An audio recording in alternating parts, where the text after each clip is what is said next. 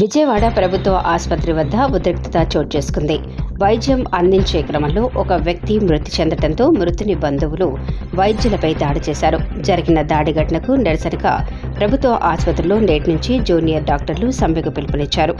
విధుల్లో ఉన్న వైద్యులపై దాడి చేయడాన్ని జూనియర్ డాక్టర్లు తీవ్రంగా ఖండిస్తున్నారు. తమకు రక్షణ కల్పిస్తేనే విధులకు హాజరవుతామని జూనియర్ డాక్టర్లు స్పష్టం చేశారు. ప్రీవియస్గా ఒక గొడవ జరిగింది, దానికి ఎఫ్ఐఆర్ ఫైల్ అయింది. మార్చ్ 1 ఎఫ్ఐఆర్ ఫైల్ అయింది. దానికి సంబంధించి కేసు డీటెయిల్స్ కానీ ఏమైంది ఏమీ తెలియదు. Completely compromise.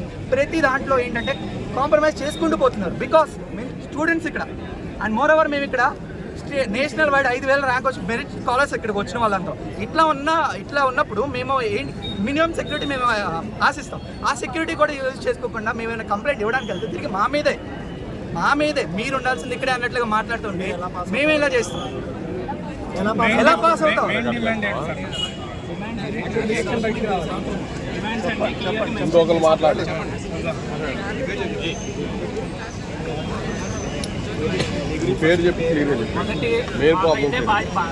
భద్రత రావాలి సార్. నిన్నటి నుంచి జరిగిన ఇన్సిడెంట్స్కి ఒక్క ఎఫ్ఐఆర్ కూడా అయినట్టు లేదు, ప్రూఫ్ లేదు.